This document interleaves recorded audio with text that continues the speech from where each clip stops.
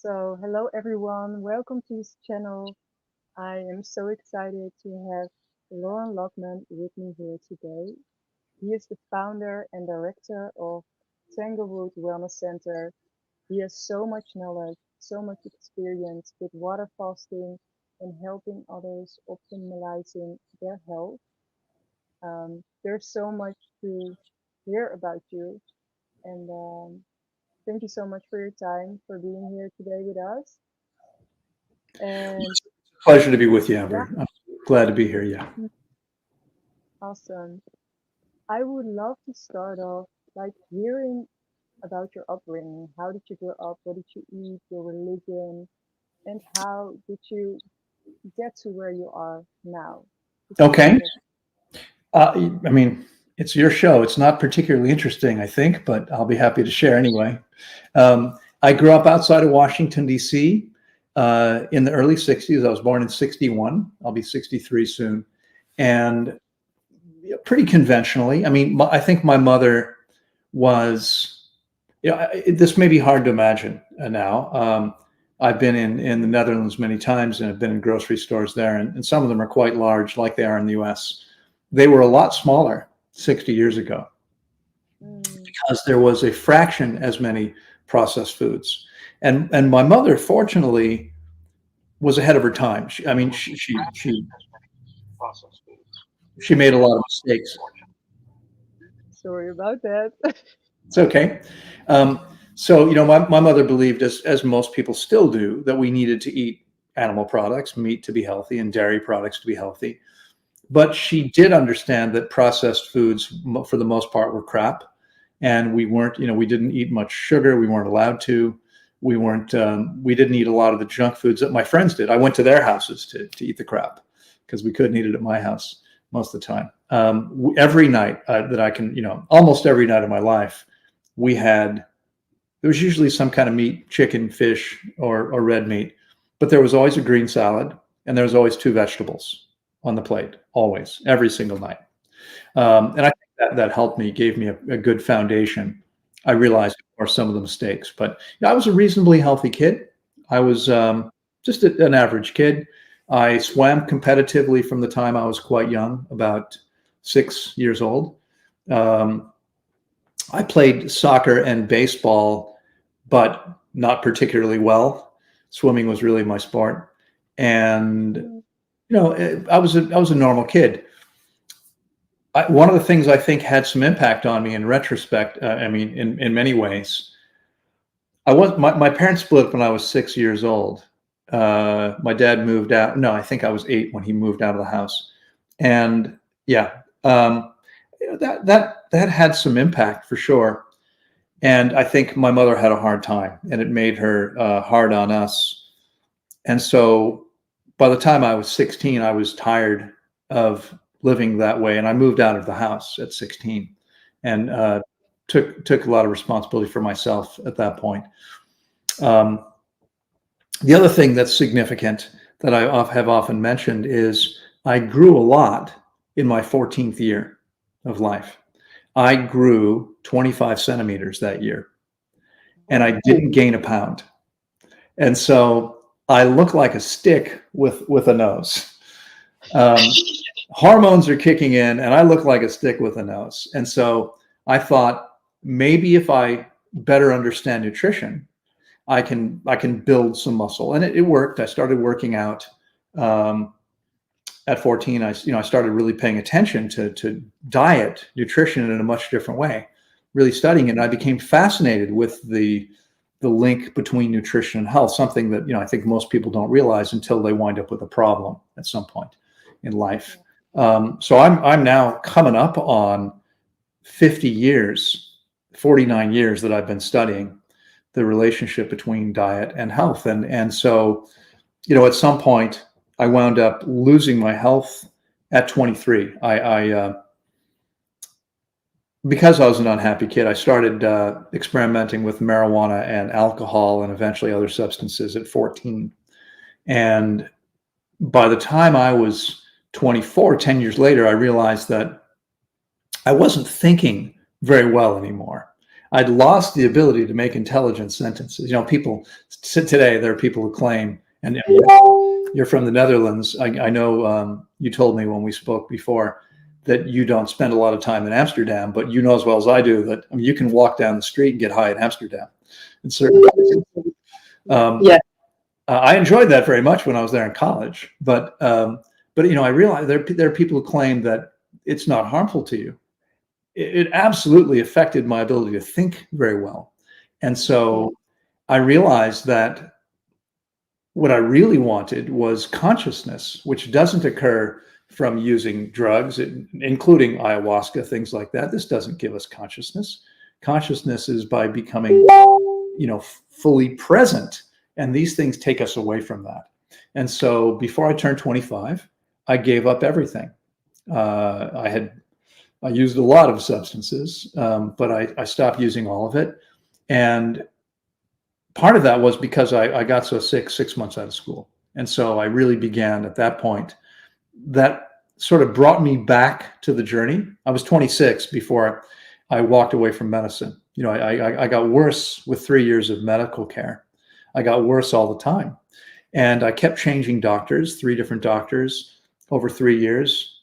Each of them, I finally realized they had no idea what they were doing. I mean, they were prescribing toxic substances, drugs, pharmaceuticals, which, I mean, today it seems absurd to me that I believed, and people still believe, that they're going to somehow take something poisonous and it's going to make them healthier. Yeah. Okay. The truth, which I know you're aware of, and I'm guessing many people listening are already aware of, is that toxic substances can only suppress symptoms. Yes. They can't make us healthier. And the truth about them is that those symptoms are part of the body's cleansing and healing process. So just before I came on, I was finishing something up on Facebook. Someone tagged me on something, and there was a discussion of the question was garlic. Is garlic and onions, are these things good for you? No, they're absolutely not. And yet there are many people who think they are, because when you use garlic or onions, they're natural antibiotics. They kill bacteria. The bacteria are nature's garbage men. So your body, those bacteria are only, the so-called bad bacteria, they don't exist. They're attracted to your body if you have the garbage that they want. Okay? If you do, they're going to be there. They're consuming this dead and dying tissue. And that's what you need them to do to be as healthy as possible. Okay. Now, if you continue to make choices that are feeding these so-called bad bacteria, you're just proliferating the problem. You're creating more garbage. You're going to keep attracting the garbage men. Okay. And this ultimately, I wasn't intending necessarily to segue yet into this, but ultimately this was the realization that brought me to where I've spent most of the last 30 years. I think you're aware, next month in March, the Tanglewood Wellness Center was founded. I founded 28 years ago next month. And since then, we have guided more than 10,000 people, well more than 10,000 people. It's been quoting the same number because I've lost track, but it's well over 10,000 people, closer to 11,000 people, through fasts, water-only fasts, averaging 26 days. Now, that sounds crazy to many people, and we can get into that as deeply as you want to. But, the ultimate realization, I said on Facebook just 15 minutes ago, this is the key to the kingdom. Okay, you have to understand that suppressing symptoms, no matter whether it's a pharmaceutical or it's an herb, you are not healing the body by using a substance, because healing's a biological process. Only the body can heal the body. That's it. Nothing else can do it for you. Sorry, can you say that again? This is really important. Yeah, cleansing and healing, these two, detoxification, healing, these two things are biological processes. Okay, and what that means, bottom line, is that only the body can heal the body. There are no exceptions to that. There's nothing we can do. There's nothing we can consume that's going to make our body cleanse or heal. Okay, raw foods aren't cleansing. Okay, juices aren't cleansing or healing. People say these things all the time, but it's simply not true. What is true, of course, the diet that we choose to consume and not consume, those things are critically important to our body's ability to be able to cleanse and heal. But I think the way to think about this is that the very best we can do is to give the body the things it needs to be healthy. We need to have the raw materials. We need minerals. We need vitamins. We need some of each of the three macronutrients: carbs, proteins, fats. Okay, we need these things, right? The body actually needs the building blocks, the amino acids, fatty acids, and simple sugars in order to create healthy tissue. However, the substances don't heal us because only the body can heal the body. Yeah. Only the body can heal the body. And so the degree to which we heal, people say to me, well, juices. I mean, I healed using juices. People say, juices healed me, is what people say. And I'll say, no, they didn't. You're saying I didn't I'm not saying that you aren't healthier than you were before. But the key to understanding this, Amber, is really simple. Okay. In every single moment of our lives, our bodies are attempting to take our health to the highest level possible. Okay. If I go from eating a conventional diet, in the US, they've talked for years about the standard American diet, the SAD diet.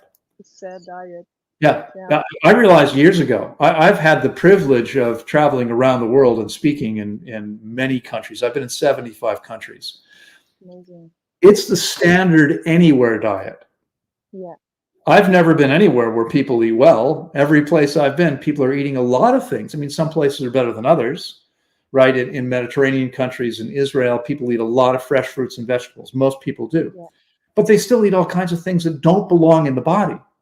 Okay. Right. So the degree to which we get out of the body's way, remember, the body's always trying to cleanse and heal, right? If I'm trying to go there and this is preventing me from going anywhere, but if I can simply get out of the way, now I can move forward.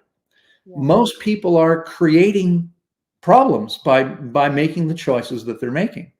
So, okay. And so, if you go from the diet that you probably grew up eating, as you know, I've got very close friends. I have a godson from the Netherlands. I spent a lot of time in the Netherlands over the last 20, 25 years. I've been there until recently. I was there almost every year for many years.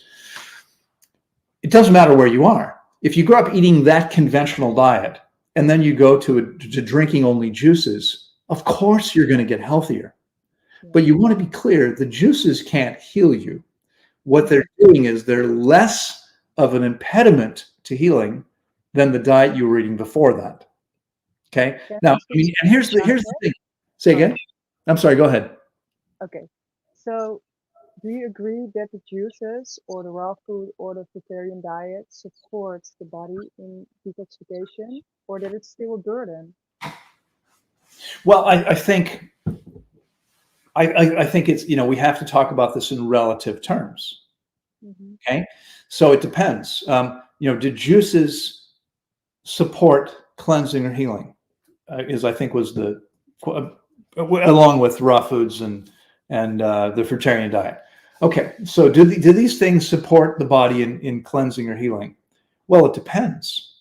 So I've been eating a fruit-based diet, fruit and leafy greens, for 32 plus years now. Yeah. Okay. I celebrated my 32nd anniversary at the end of November, in late November. So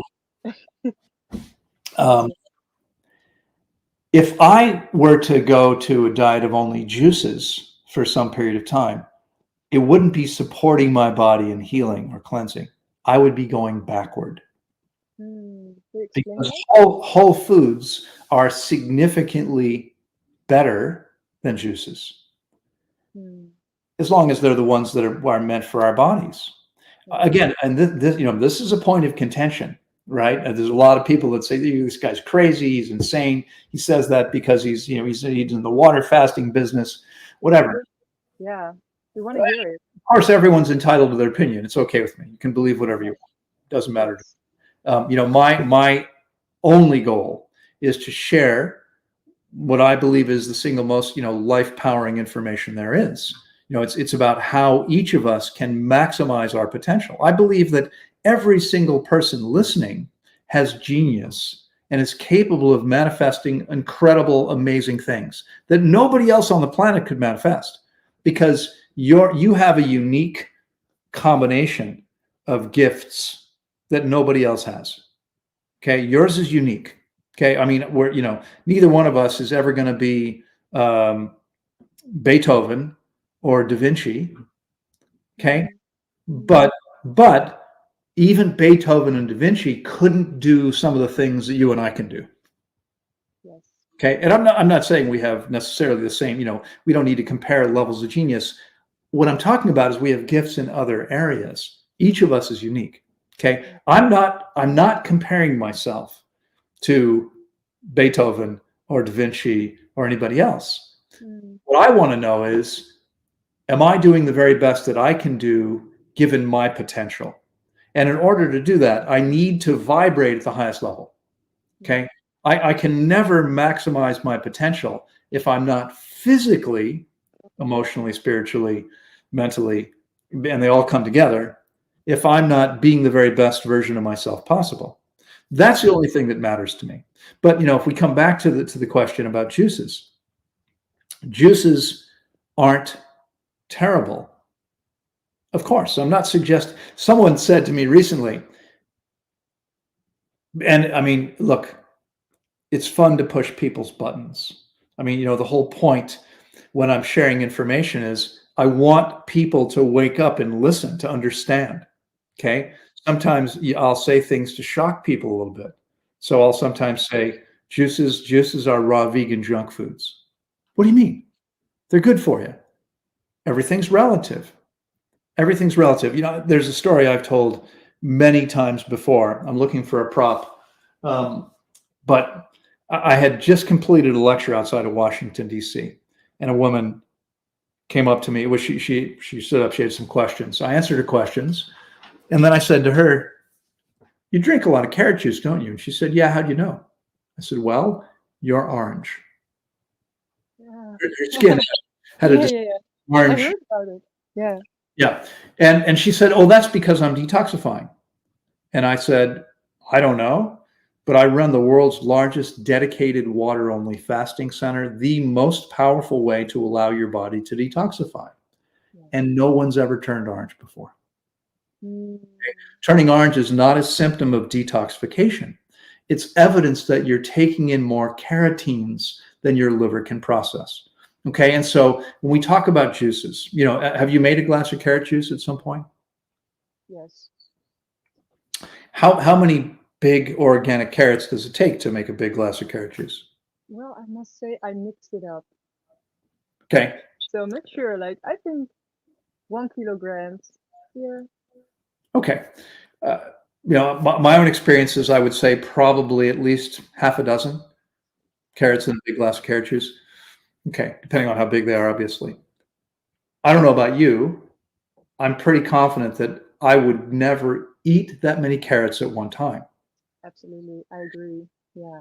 I think by the time I finished the first carrot, my jaw would say, "Hey, look, if you want to do this, good luck, but I'm out of here. I'm done.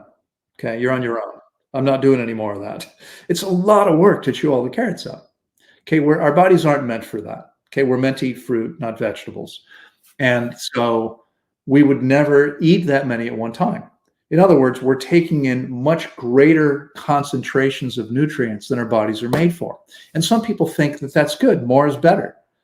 But the body has to work to outprocess everything we don't need. If you consumed that many carrots, you would turn orange, as happened with this girl. That's what happens to people. But this is not a positive thing. This means we're overburdening the body. Okay. And this is happening with juices of anything. And it's, I see so many people talking about fruit juice, carrots, and beets have very high glycemic load, or relatively high, much higher than the whole food. Why? Because when we remove the fiber, the sugar is absorbed much faster into the bloodstream. If we're talking about green juices, we have concentrated protein. Most dark green leaves are about 50% protein. we should be consuming a tiny percentage of our calories from protein. So when we drink that big glass of carrot juice, green juice, although it may not be tons of calories, in the moment, we're taking in a relatively large percentage of our calories from protein with no fiber to slow down the absorption of anything in the bloodstream. Okay, I don't think this is a good idea. So if you're eating McDonald's and you want to juice fast, yeah, fantastic. You'll be much better off doing that. Is it really good for you? It's better than the things that most people are doing. But if you're listening to this and you're already eating an optimal diet, drinking juices would be going backward. Okay, because you're actually creating issues that the body needs to deal with, including imbalances. In the only study I found, 40% of the vitamin C was lost in 3 minutes in an operation where they were pressing tomatoes, not juicing them, pressing them. And it's interesting because if this is the cylinder filled with tomatoes and this is the piston that comes down to crush the tomatoes, it forces the air out. In a juicer, the air is actually being sucked in, and you're quickly oxidizing, much more quickly oxidizing. So in a pressing operation, 40% lost in 3 minutes. Juicing, it would be much higher losses. Okay, why would we do that? Why don't you just eat the whole food? Yeah. And it's interesting. Again, I know this is a super controversial viewpoint. Hope we're not losing your listeners already. But I've had hundreds. I have many people who follow me, pay attention, and I've had hundreds of people write to me and say, I feel so much better now that I stopped drinking juices and smoothies. Okay, which aren't that different. The difference is the fiber's still there, but we've blended everything up. We actually digest food as we chew it. The body is taking a measure of what's there. So when we drink it quickly, I don't know about you, I chew apples, but I don't chew applesauce or apple juice. Swallow it, right? The body doesn't have time to take a measure. It doesn't fully digest it. And we still need to. We have to break everything down to the cellular level. That doesn't happen in a blender or even in a juicer. And so I think everything is relative. And if someone's on their journey and they want to use juices, I did years of drinking juices. My longest juice, now I call it a juice feast, was 120 days. It was 4 months of just juices. Yeah, I did 90 as well. And it really cleansed, or for me, what I felt, which was really positive, that there was so much junk coming out of my intestines, Yeah. And Arnold Ehret, he speaks about the obstructions, that like the gut needs to be cleansed. So is that possible with water fasting? Because that is probably a question you get a lot. Is it possible? Oh, in fact, what I would say is it's only possible to get it all out with water fasting. Only possible. And let me explain. Because, I've now, over the last 28 years, as I said, I've taken more than 10,000 people through relatively long fasts. The average is 26 days. This session, like most sessions, we had 3 or 4 people do 40 days. We had quite a few people doing 30 or 35. Most they're doing 21 or 26 or 30. And many of these people, because drinking only water for 4 weeks, 3 to 4 weeks or more, seems much more radical to most people than drinking juices. We often see people who are coming to us as a last resort. They've tried everything else. They've been raw for a while. Probably half our clients either are or have been raw, have tried that. Okay. Most of them have tried juice fasts. They've done colonics and enemas. They've done herbal flushes and salt flushes, and they've tried all these things. Yeah.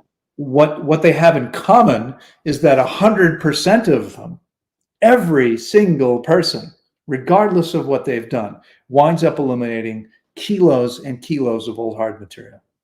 There's during no fast or afterwards. Mostly it's after they've broken their fast, for the most part. Now, there are exceptions. We do have these people sometimes. I have a guy who's coming back in the next few months. I'm trying to remember now if he's coming in April or July, I think, because we've gone back and forth. But he's fasted with me twice before. Yeah. He did 42 days and 26 days. So he's fasted a total of 68 days with me so far in 2 previous fasts.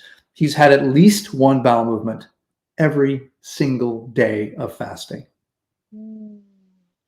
Now, to put that in perspective, some people might be thinking, so what does that, what does that mean? Is that unusual? Well, here's what should happen.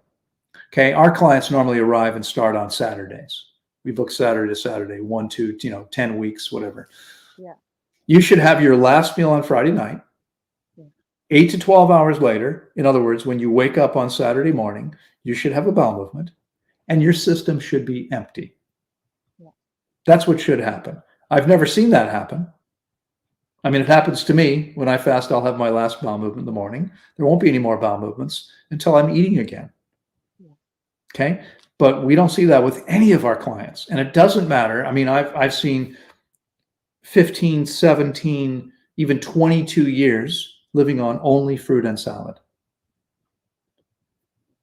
Tons of old hard waste stuck in the body. I can't tell you how many hundreds of people, thousands of people who've done extensive juice fasts and think they've cleaned themselves out. Not one of them had cleaned themselves out. Every single person winds up eliminating pounds and pounds of stuff. And what, if we think about the colonics and enemas, first of all, we can start there. It's important to understand. If stuff is going to get stuck in your digestive tract, where's it going to get stuck? Now, the colon, most people probably realize, is the last section, right? And your colon's roughly the same as your height. So I'm 182 centimeters. My colon's going to be roughly 182 centimeters long. It starts at the ileocecal valve, which is in the right groin, Mm-hmm. right? It comes up the right side of the body, just under the rib cage, right around the rib cage. There's a gentle 90-degree bend or so. It might come down a little bit, comes across the middle of the belly. I can change this. Comes across. Again, there's a loop where it comes down, over, and then out. Okay?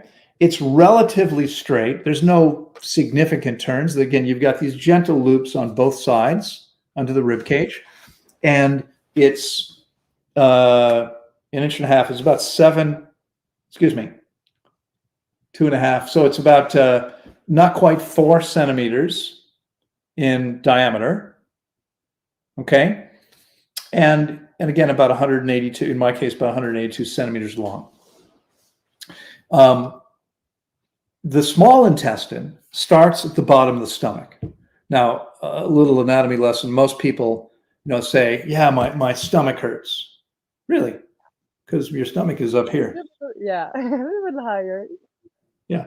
From the bottom of the stomach to the ileocecal valve in the right groin, on my relatively long torso, that's about 30 centimeters. But in that 30 centimeters, there's more than, right around 6 to 7 meters of small intestine. So it's all twists and turns. It's 1/3 the diameter of the large intestine. Okay, half an inch is what, 1.25 centimeters, roughly. And it's sacculated like a vacuum cleaner hose. Now, this is important. If you think about the diameter of that, if you opened it up, it would be pi centimeters. Excuse me, hang on. What did I say? It's a half an inch, so it would be pi inches. Centimeters, that's 2.5 times. So 3.414 times 2.5. What is that? Around 10. It's around 10 centimeters. If you opened it up, it's a tube.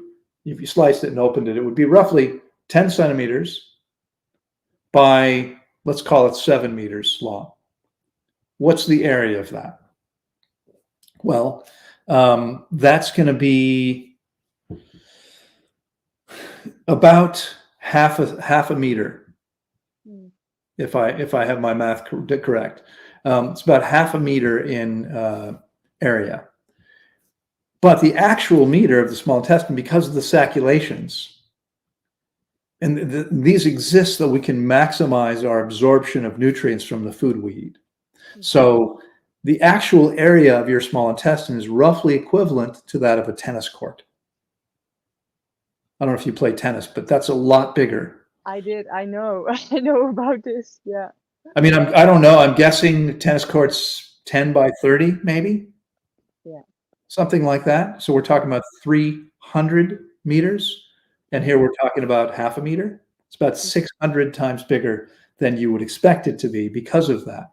We're intended to absorb as much as possible. And by the way, anyone who believes we should be eating animal products, carnivores have very short, smooth, straight digestive tracts to eliminate the waste as quickly as possible. Where ours is meant to take 8 to 12 hours, their journey is 2 hours or less. In some cases, just an hour before they excrete what they've eaten.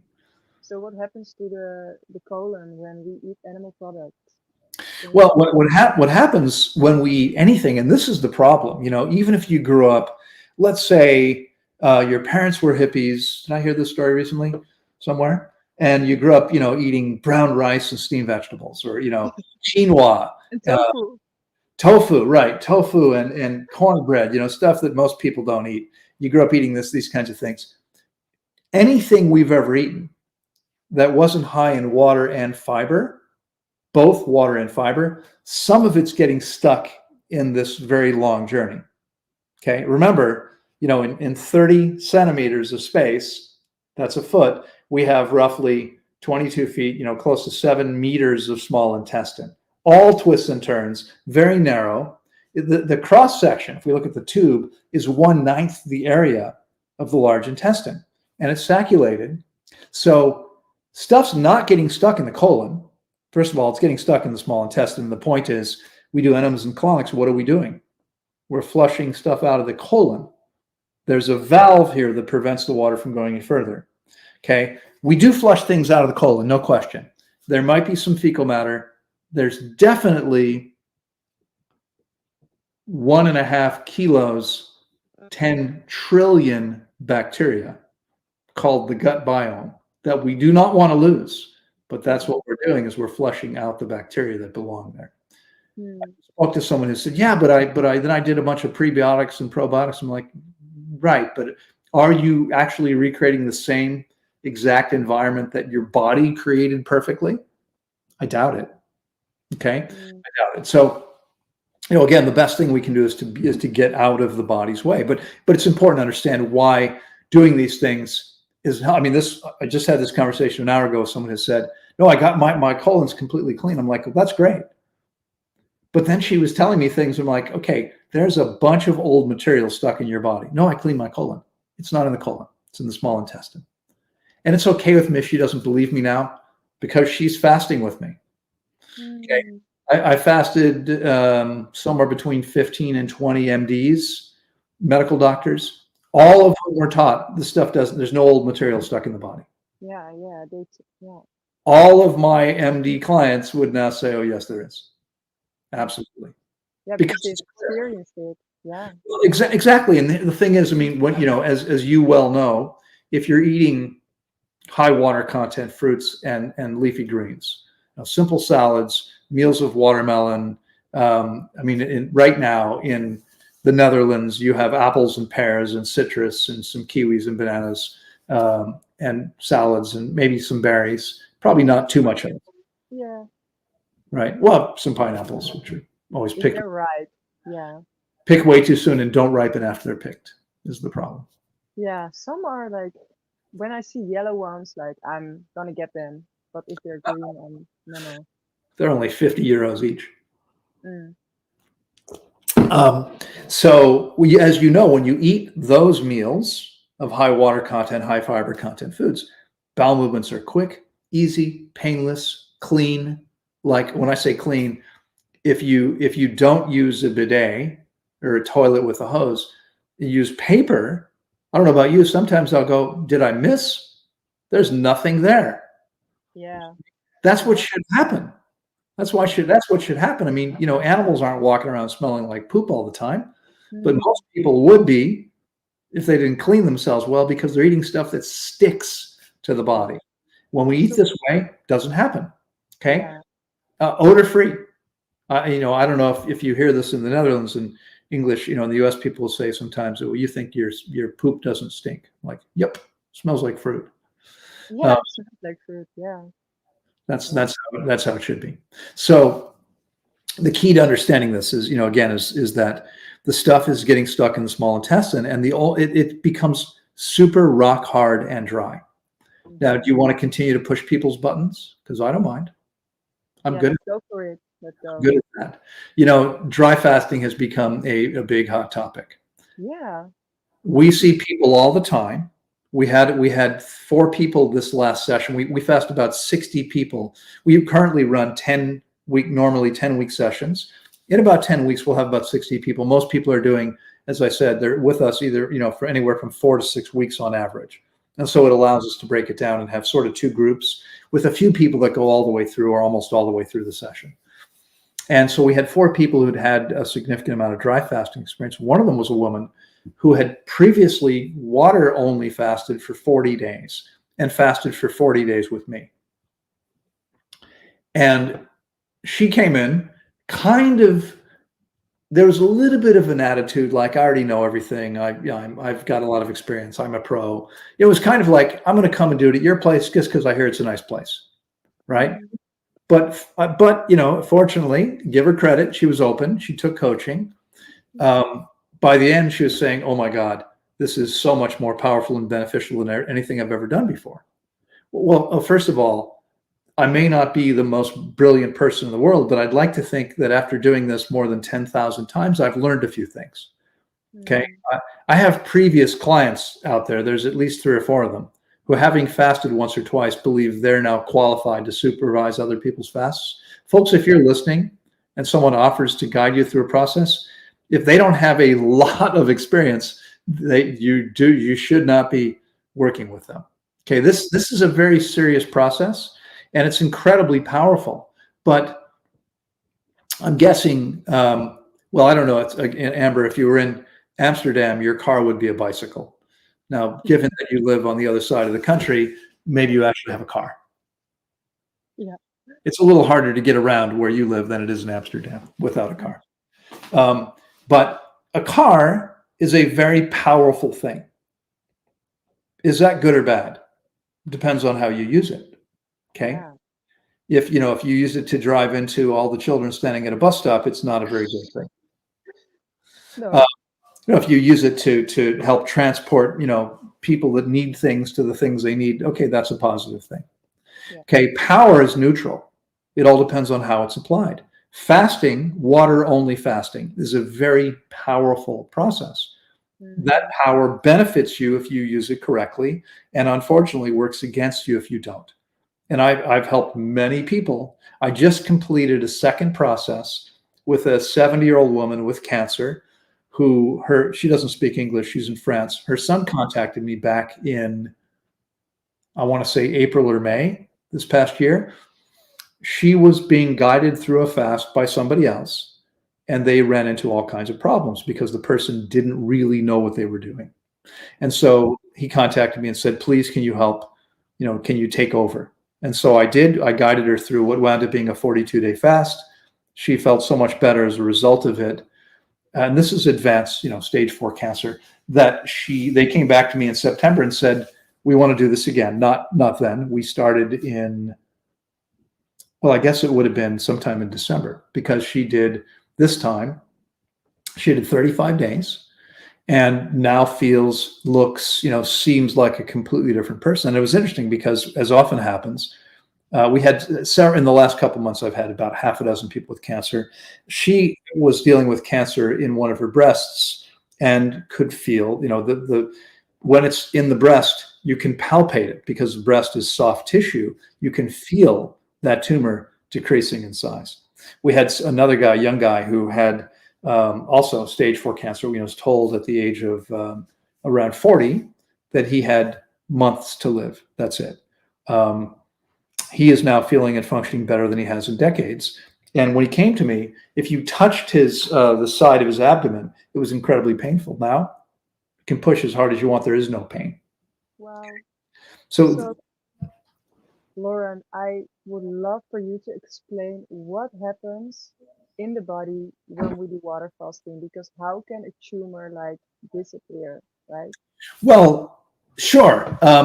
Yeah, I'd be happy to. And I think it's a fascinating subject because there's so much disbelief around this, right? Most people, if you're told you've got cancer, you think that's the end. This is going to kill me, and it usually does. But science tells us that every single body, your body, my body, the body of every person listening right now, there are cancer cells forming every day.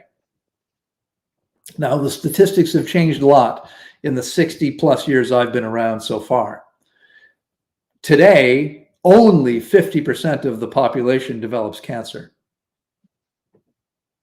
I mean, that's many times more than it was 60 years ago.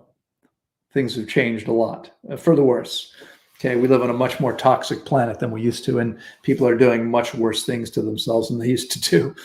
But the real question is, why doesn't everybody wind up with cancer if there are cancer cells forming in the body every day? Well, the answer is very simple. When the body's immune function is healthy enough, it destroys those cells as they form. And so we don't wind up with cancer. Cancer cells forming, but no cancer. Okay. So the simple fact that the body is set up to destroy cancer cells, very well known, completely accepted fact of science. The body can destroy cancer cells. So the real question is, why can't the average person's body? Why do 50% of the people develop cancer then? Mm-hmm. If the body can destroy cancer cells, how come not everybody is destroying those cancer cells? I believe, it's as is true with almost every aspect of medicine, completely misguided what they're doing. Okay. And I think it's important for people to understand that it's not entirely by accident or a lack of understanding. The landscape changed dramatically 114 years ago. What happened 114 years ago? Well, what happened was the world's first billionaire 114 years ago, back when $1 billion was actually something, right? Mm-hmm.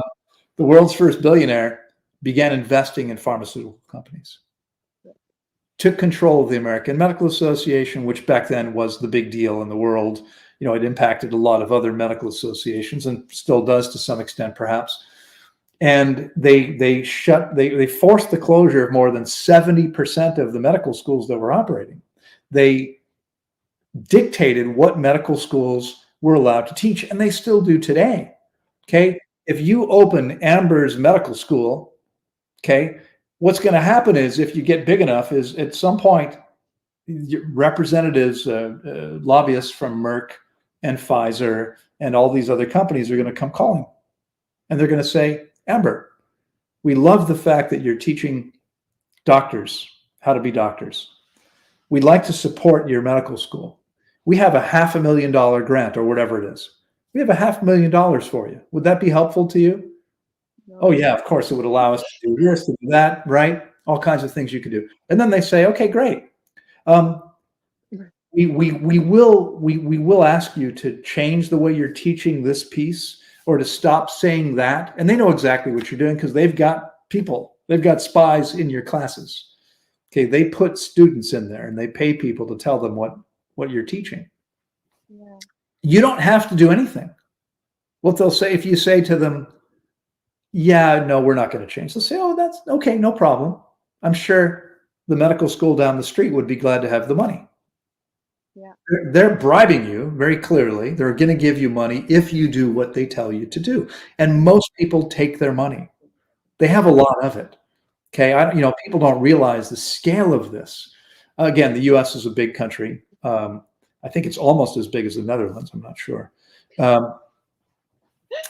Almost. Almost, yeah. So in the U.S., the license to sell a pharmaceutical drug on average is worth $1 billion. Yeah. Okay, so giving you a $500,000 or $1 million, that's nothing. There's a lot of $1 million they can pass around. Okay, when they're selling all these different drugs. I had to wake up. I was visiting my mother recently. I'm in the U.S. right now at a Yeah. friend's, but I was visiting my mother in Houston, and she watches TV every afternoon until 10 o'clock, from 4 in the afternoon until 10 o'clock at night. She's parked in front of the TV. She goes and gets dinner and eats it in front of the TV. So I'm sitting there with her because that's where she is. That's where she's going to be found. I couldn't believe it. In 2 hours, I mean, every other commercial on television was for pharmaceuticals. Yeah. And there, I mean, I'm watching her reaction. She's just listening. I'm going, who would take this stuff? I mean, they're telling you, this might cause kidney failure and heart disease, and you might die, but look, you can be happy like these other people. Anyway, so I'm realizing we're kind of losing the plot a little bit. How does fat? So your body is capable of destroying cancer cells, and what medical treatment does is it treats the tumor like it's the problem. Okay, this is always the problem with all medical and almost all alternative medical practices. They're treating symptoms. Symptoms are evidence that the body's cleansing or healing. Your body creates a tumor to protect you from these dangerous cells. It walls them off and tries to isolate it. Now, they'll keep growing if you keep making poor choices. But getting rid of the tumor isn't eliminating the problem, because the problem is toxicity and poor immune function. Yeah. Toxicity causes the damaged cells. Poor immune function prevents the body from destroying those cells as they form. It's that simple. Okay. If you have the toxicity and you could still have high enough immune function, your body would destroy the cancer cells. Okay. If you didn't have the toxicity, they would be forming in such small quantities that the body would easily eliminate them, as has always happened from time immemorial until just the last 50 years, when cancer became this huge problem. It didn't used to be. Okay, it's become a huge problem because we live in a much more toxic world. The average person's body is much more toxic than it used to be. Well, most people think. Can we talk about this, Loren? Like, what causes the toxicity? Because I think many people know, okay, this is not so healthy to eat. But can you talk about what is like causing? What is the problem? Well, there are various things. I mean, and diet's a huge piece, but it's not just diet. In one study in the U.S., they looked at a statistically significant sample size. That's, in other words, that's a lot of people in the study. Because when people talk about a case, you can learn a lot from what happens.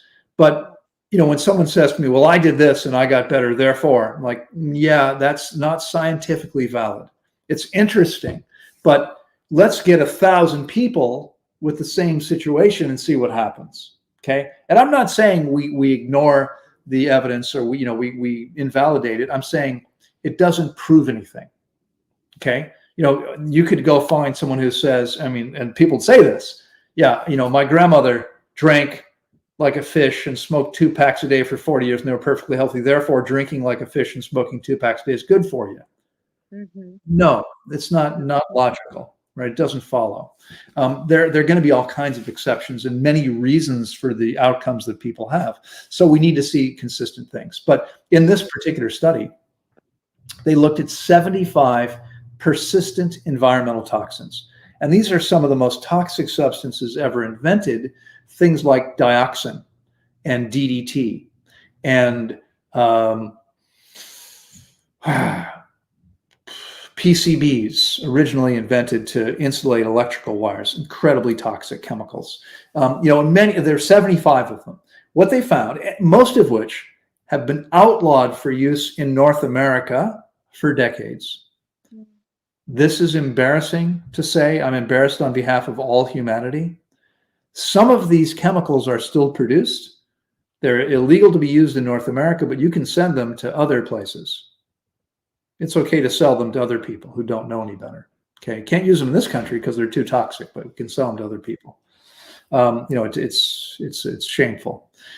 What they found, even though many of the study participants, these substances had never been used in their lifetime, they'd been outlawed, most of them. The average person had more than 50% of them in their body in measurable quantity because everywhere. They're in the air, they're in the water, they're in the soil. They have found Roundup in polar ice. Mm. Okay, they don't spray a lot of Roundup normally in the glaciers, but they're finding it all over the place. So now food, of course, is very problematic. Processed foods contain all kinds of chemicals. Okay, some of these chemicals are known to be carcinogenic. Yeah. But even if one is eating only whole foods, they can be creating significant issues for themselves. How?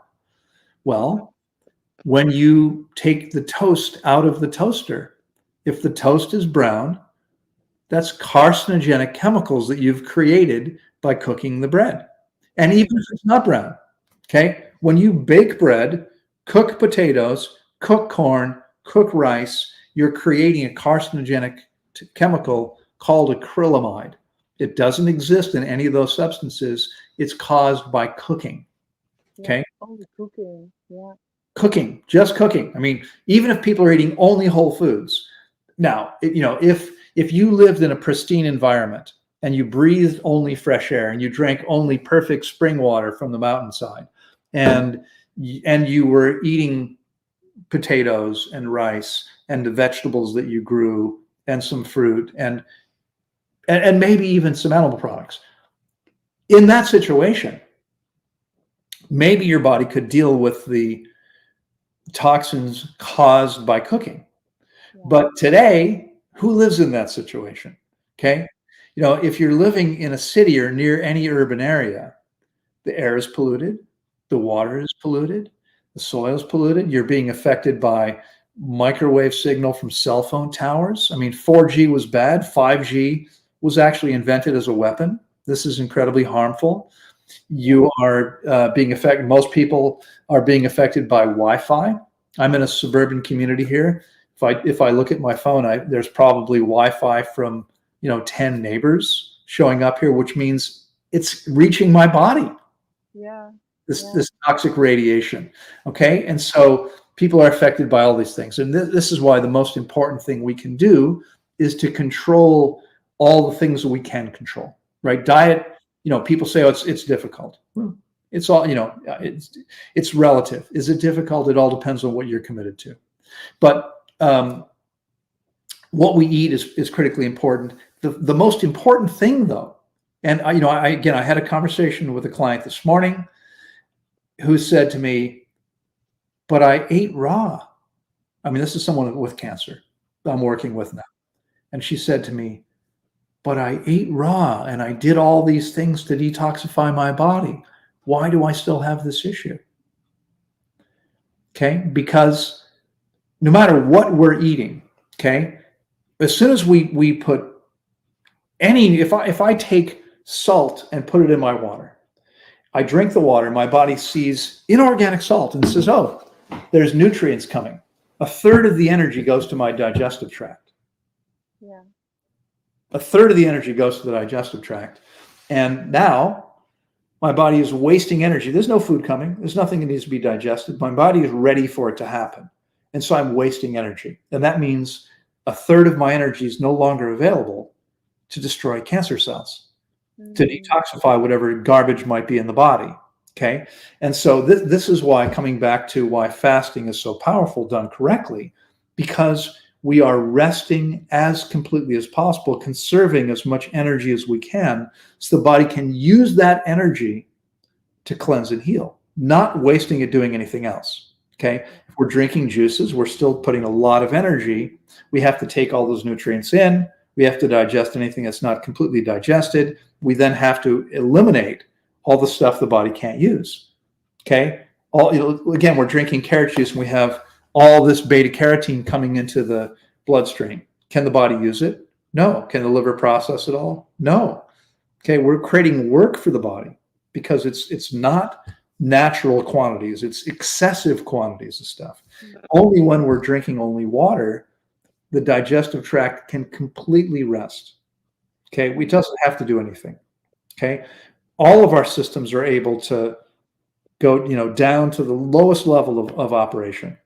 Now, your kidneys, of course, are always filtering the blood, and they're going to continue doing that. Your liver is always dealing with toxic substances. And there's toxic substances in your body, but it has a much easier time doing this work of detoxification, liver and kidneys, when we're not eating. Because when we're eating, people say, oh, fasting is stressful in the body. I'm like, no, it's not.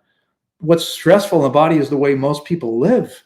When we stop eating, the body can relax. And yes, it still has to do that work. It was doing it anyway, but now it doesn't have to do all the other things it had to do.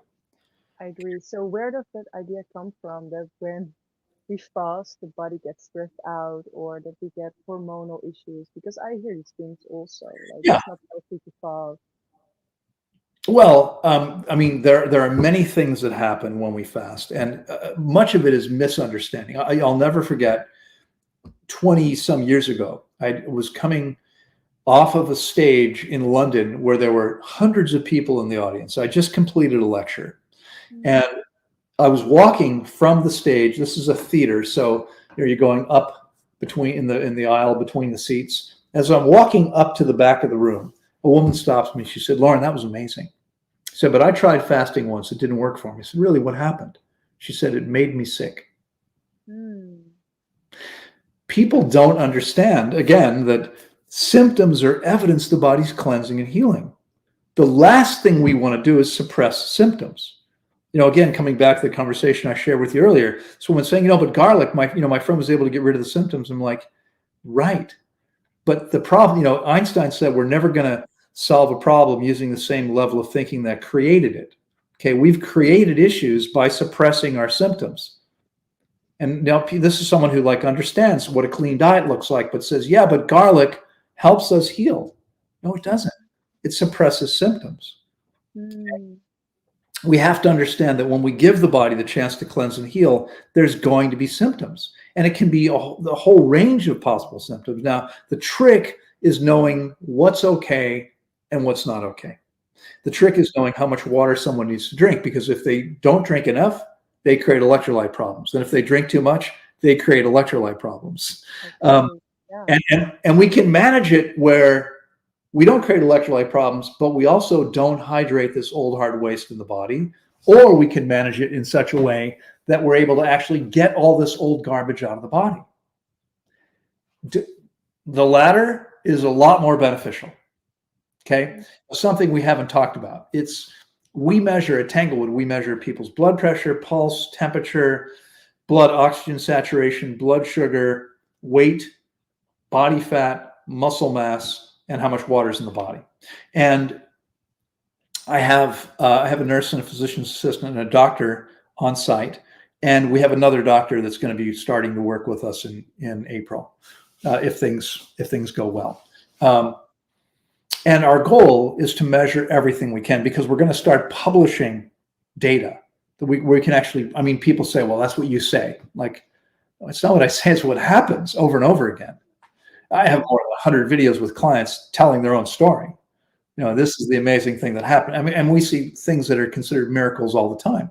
I think if I could share just a couple of critical pieces, if you walk away here, if you only hear this, folks, our bodies are meant to feel and function incredibly well. When I was 23, I got sick. I was sicker than anyone I knew at the time. I didn't have a life-threatening illness, but I went from being an active, healthy, energetic person to spending most of my time in bed, unable to function and feeling bad all the time. Okay. As soon as I ate anything, I felt terrible. I had all these issues. Chronic fatigue, irritable bowel syndrome, systemic candida, chronic sinus infection, and I had developed 57 allergies. So no matter what I ate or what I was around, I was reacting to everything. 3 years later, I changed my diet, began fasting. I walked away from medicine. I've never looked back. I have not spent one penny on medicine or medical care in 37 years now. Wow. Nothing, zero. I don't have health insurance. Did you start to feel better when you changed your diet or when you started fasting? I'm sorry, did I do what? Did you start feeling better when you changed your diet or when you started fasting? Both. Both. I mean, there's no question. There are many people who just adopt an optimal diet. fruit-based diet, or even a raw vegan diet where they're still eating stuff that no one should be eating, but it's better than what. Remember, everything's relative. So you can eat cabbage and broccoli and things I don't think we should actually consume, and still be much healthier than before. Okay, why not those things? Well, because they contain a lot of cellulose. They're very difficult for our bodies to digest. We don't have the ability to ferment them in the gut the way our closest primate relatives do. They have much longer large intestines than we do, and they contain anti-nutrients. So, for instance, there are goitrogenic compounds in cruciferous vegetables that actually harm your thyroid gland. We don't need these things. Okay, I do not eat them. I mean, maybe if I'm at a vegan restaurant or at someone's house, but I don't buy, grow broccoli, kale, cabbage. Don't need them. Lettuce and fruit. That's it.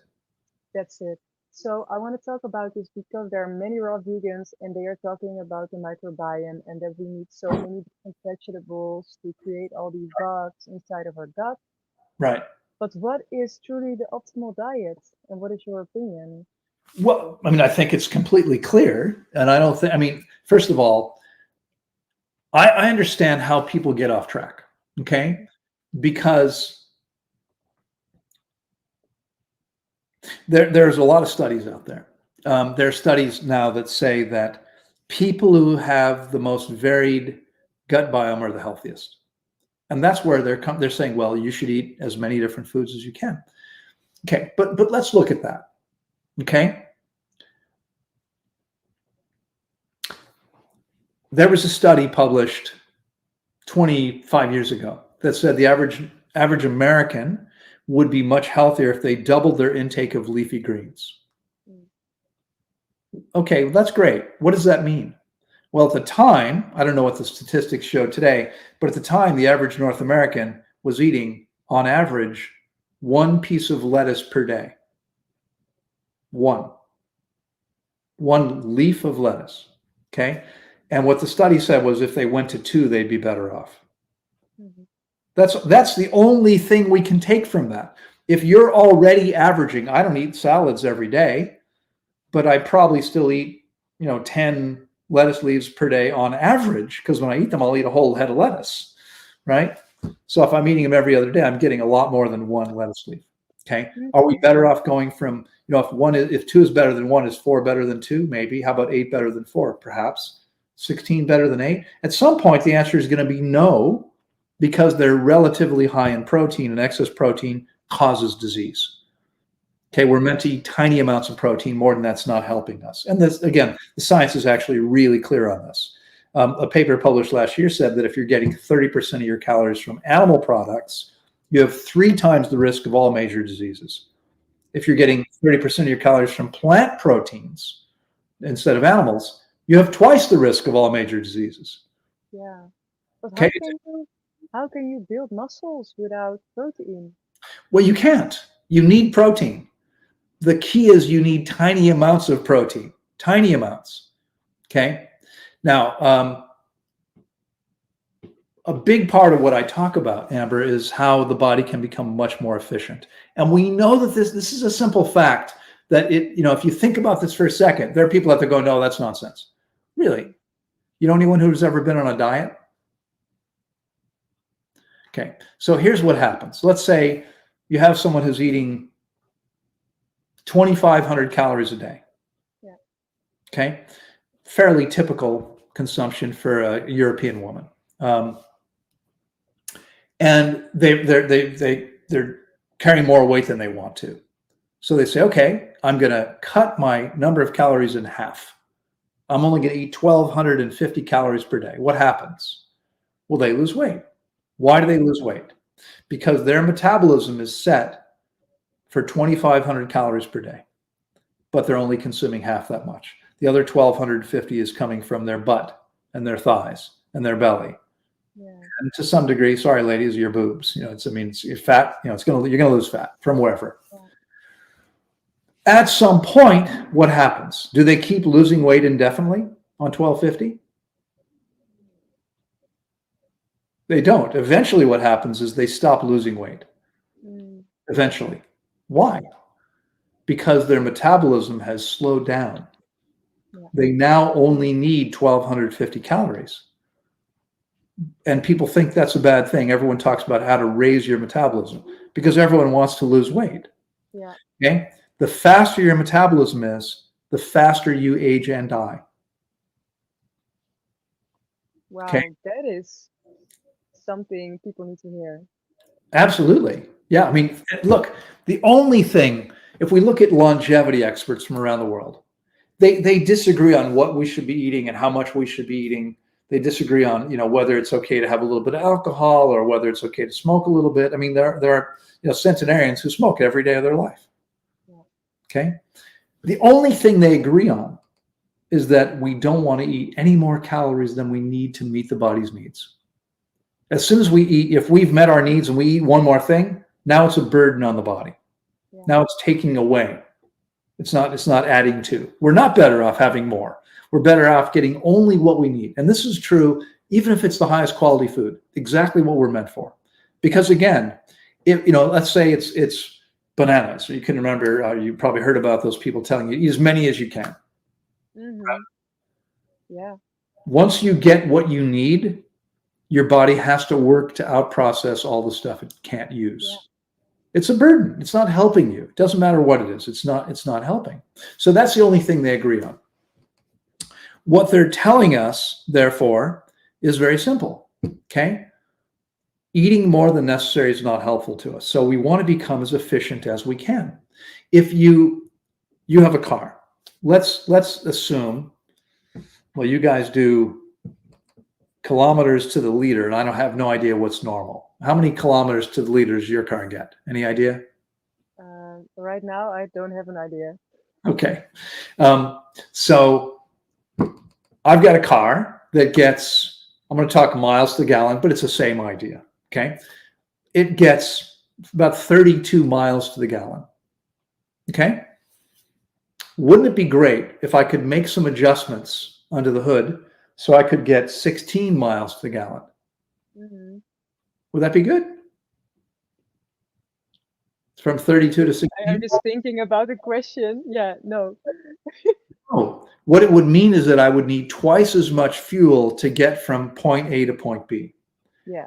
Raising the car's metabolism. That's what it means. Okay, if you doubled your metabolism, the reason people lose weight when they double their metabolism is because they now need twice as much fuel to do what they're doing. So if they don't eat more, they're going to lose weight. Or they can double their metabolism and eat the same amount. Now they can eat twice as much. They're just gonna die faster that way. Okay. Yeah. So how do people know how much they need? Because so many people are not in tune anymore.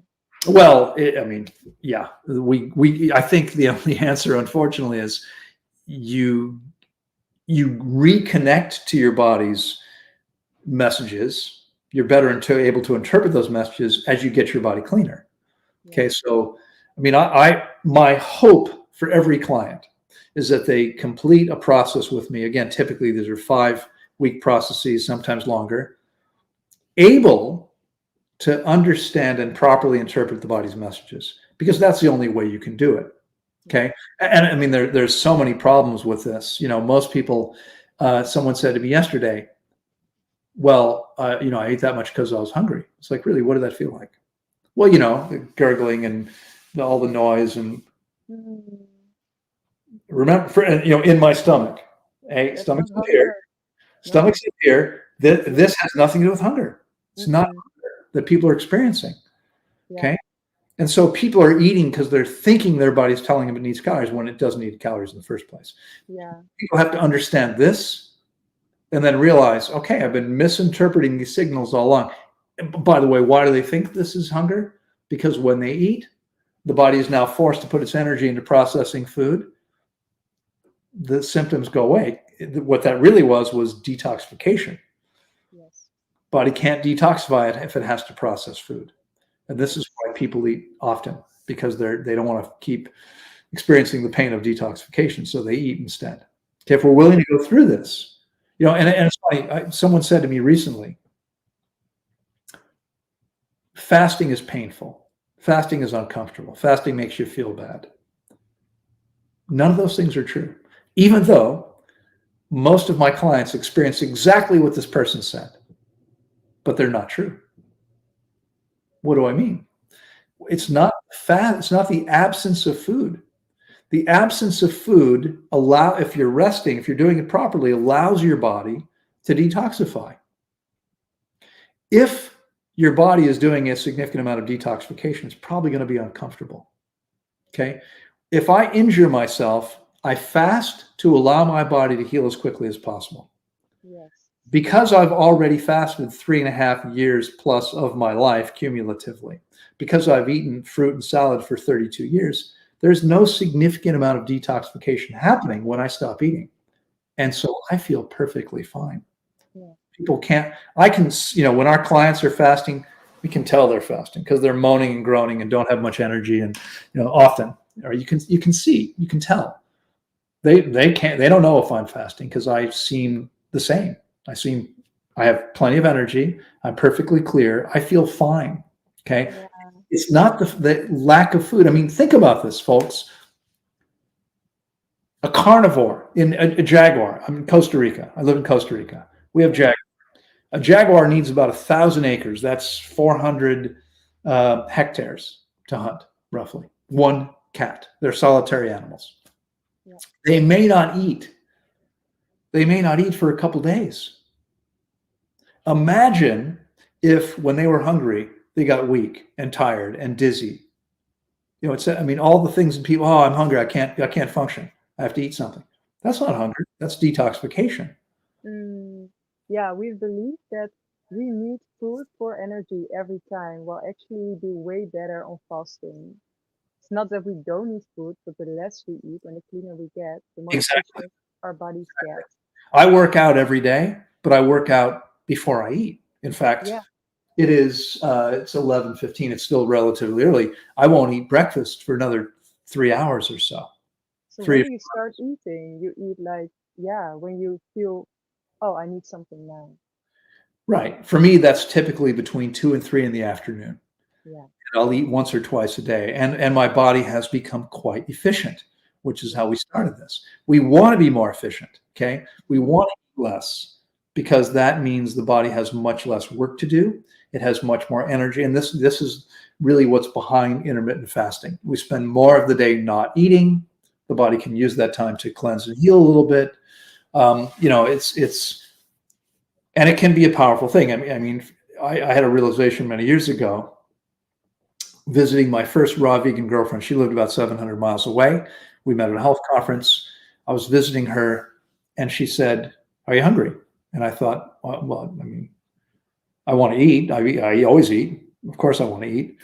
So I said, yeah. She went and made some food. She came back with one bowl. I said, "Aren't you going to have anything?" She said, "No, I'm not hungry." I said, "Yeah, but got to eat breakfast." She's like, "I'm not hungry." I said, "Right, but breakfast is the most important meal of the day." And she said, "Loren, I'm not hungry." Yeah. And I thought, oh, I wonder when the last time I ate, because I was actually hungry rather than because look what time it is. Or like you should eat 3 times a day, right? That's what we've been told. Right, exactly. So that was my last regularly scheduled breakfast. There have been a few times in the 30 plus years, 31 years since then where I've had something in the morning, but normally I don't because I realized I'm not hungry either. I don't need to eat in the morning, right? Most aren't doing this very well. Yes, but most of the people that I meet that are on this journey, they're like, oh, I don't have breakfast anymore. I just eat when I'm hungry. Right. So I think it sort of all needs to tie together. But first of all, we run on microelectric current, electricity, not food. Okay. The body uses food to make energy. We make most of the energy while we're sleeping. This is how you can go to bed exhausted after a very long day, and you wake up energized if you slept well and long enough. Okay. You've actually made more electricity while you're sleeping. Okay. Your body's making electricity whether you're eating or not. Okay. We have fat. We store body fat so the body can survive in the absence of food because in nature, sometimes there's no food. So people think, oh, it's crazy. You're starving yourself. I'm like, no, I'm not. I'm not starving. Starving means you're consuming your vital tissue. But we need 2.5% body fat to survive. Okay. The average woman that we see is closer to 35% body fat. She's carrying 15 times as much fat as she needs to survive. Yeah. At 35% body fat, the average person could survive between 2 and 3 months without a meal. Okay. And when we see people that are, as I like to say, wealthy in nutrient reserves, I get it. Yeah. I fasted a guy who was morbidly obese. He had stage 4 testicular cancer, and he fasted for 4.5 months, just water, nothing else. Okay, Like, only water. did he randomly went into that, or did he make a transition? No. He was from the UK. I spoke in London. He heard, he came to a full day seminar. He approached me afterwards and told me that he was dealing with stage 4 cancer, and asked me if I would guide him through the process. And so I got it. The original plan was to do 42 days, okay, which is pretty long. You probably know this, but Jesus, Buddha, Lao Tzu, Muhammad all fasted for 42 days. Yeah. If you fast with me for 42 days, you're instantly enlightened. You get your own religion. It's part of the deal. But so that was the plan. And on the 42nd day, the plan was for him to eat the next day. He said to me, I feel fine and I want to keep going. And I'm going to continue with or without you, but I'd like you to guide me through the process. So I said, okay. And I kept going. And it was actually 18 and a half weeks into the process. I said to him, I think this is long enough. I think you should stop here. Yeah. And he agreed to stop. There was no trace of cancer. Wow. Well, we see this all the time. And we often, with breast tumors, again, they're palpable. So it's not unusual to see a breast tumor disappear or nearly disappear in 21 days fasting. Now, when someone has a much more significant issue, it's stage 4 cancer, which means, among other things, it's metastasized. It's now in various places in the body. Yeah. 21 days is probably not going to be long enough in most of those cases.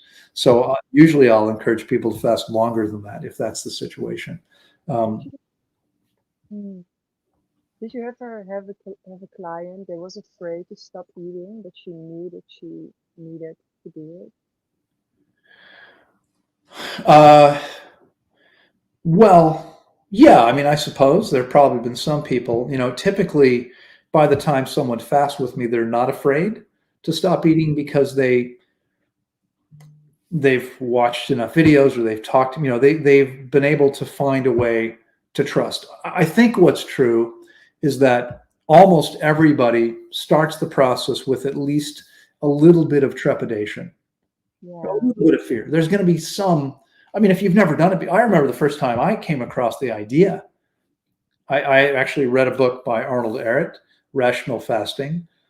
He was talking about people going weeks without food, and logically it made some sense to me, but it was hard to believe. I didn't know people, I'd never heard of that before.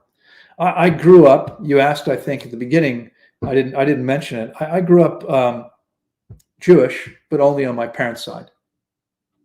Both parents. Yeah. Religious, but I'm not religious. I wasn't interested in religion. But I grew up fasting one day every year.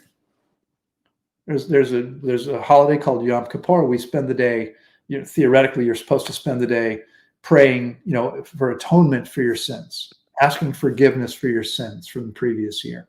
And there's no food and no water. Yeah. I did that every year growing up from a certain age. I knew I could survive a day.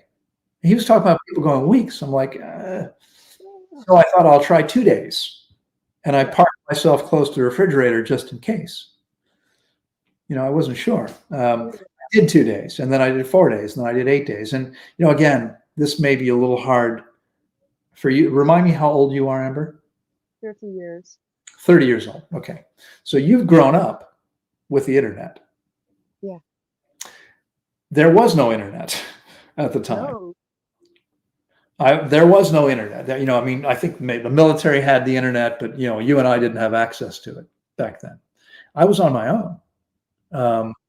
So I had this book. Ehret, at that point, by the time I found his book, Ehret had already been dead for 70, 65, 70 years. I didn't know there were people out there that were doing this. There were places I could go. There were actually more places in the US then than there are now. Yeah. But I wasn't aware of that. And so I fasted on my own. I learned the hard way, and I made a lot of mistakes. And fortunately, I survived anyway. But it probably took me a lot longer to figure out how to do it properly than it would have had I had proper guidance. What is like, yeah. So this is good because what is a big mistake people make when they want to start fasting? Well, there's many of them. First of all, again, have you ever seen a cat or dog get sick enough where it refused to eat? Yeah, What did the cat or dog do? they stop eating. But what else did it do? They lay down. Yeah, I mean, I think the answer is they didn't do anything. They Mm-hmm. just lay down in one spot. They don't move. Okay, they're not on Facebook. Okay, they're not watching movies. They're not they're not listening to music. They're not playing games. They're just resting with their eyes closed. This is instinctively what every species on the planet does. Every 25 million animal species, when sick enough, will lay down and stop eating.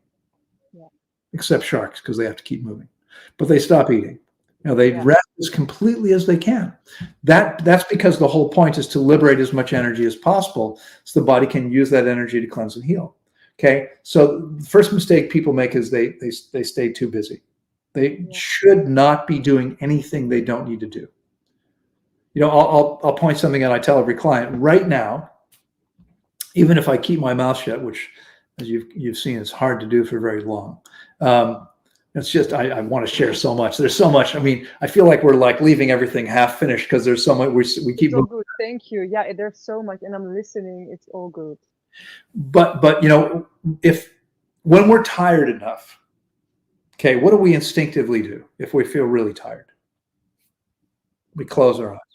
Yeah, we close our eyes. When Definitely. your eyes are open, up to 60% of your brain is lighting up with incoming visual information. Okay, so if you're watching movies, in the old days, there was one movie, there was one shot. It was two people sitting on a couch talking. That was the whole movie for 90 minutes. Okay. Nowadays, there's a new shot every fraction of a second. Various cameras always changing. Why? Because people don't have much attention span. And so if it's just one shot, I mean, I don't know how many people are going to watch this the whole way through because it's boring. People aren't moving. They're just talking to each other. It's a little different because we should move more. Because it's information, it's a little different. If you're interested, you might listen. But if you're watching a movie, for most people with very little attention span, it's constantly changing one shot to the next. Okay.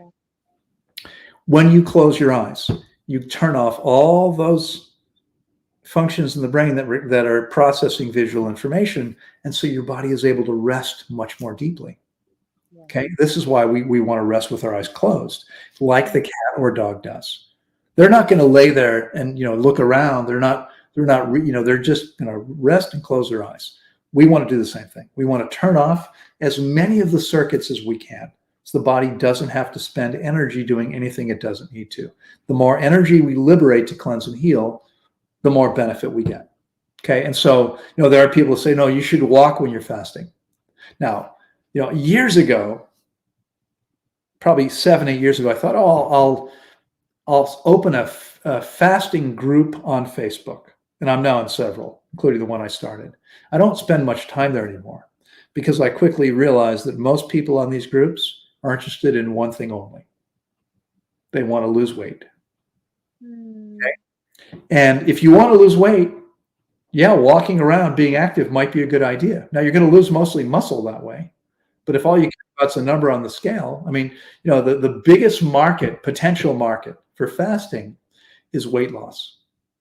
I'm not interested in weight loss. I'm interested in people that are actually committed to their health. I mean, it's a lot of work. It's a lot of stress sometimes. It's a challenging process. And so when I'm guiding people through, it's not always easy. I want to work with people that are actually committed. I have a feeling, maybe I'm wrong, but a lot of people that just want to lose weight, I have a feeling if I said to them, did you realize if you cut off your leg, you could lose 40 pounds instantly? They go, oh my, why didn't I think of that? It's a great idea. Okay. I just want to see that number on the scale. Okay. If you want to lose weight, then yeah, being active, you'll lose more weight, but you're going to lose a lot more muscle that way. Okay. If what you want is to cleanse and heal your body, give your body a chance to heal itself, give it a chance to detoxify, there's 25 million other species out there telling us, don't do anything. Lay down and stop moving. That's the way you get the most benefit.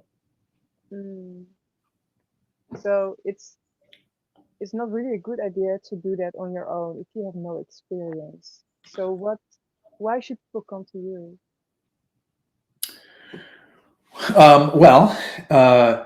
I mean, I think it's important, first of all, to have experienced guidance, because as I said, I mean, you need someone to be, many people need someone to be reminding them what they need to be doing and not doing. I mean, you can stay at home and just rest, and that's possible. You still need to know how much water to drink. There's no formula. Okay, there's nothing that's going to tell you that. I figured out more than 20 years ago how to interpret the vital signs to see if someone's getting enough water or not. And again, I've taught this now to many practitioners, including many MDs. They all agree. I'm fasting a nurse right now. She's like, yeah, we didn't learn any of this in school, but it makes perfect sense. We see this all the time. So it's important to have that. It's important to have a community. It's, when you're by yourself, it's really difficult. So when someone works with me, whether it's at Tanglewood or it's working with me remotely, it's a group. If it's remote, it's a group call. Now, sometimes it's a small group. Sometimes it's as many as the most will be 6 people at a time on a group call. I'm currently doing 3 group calls every day.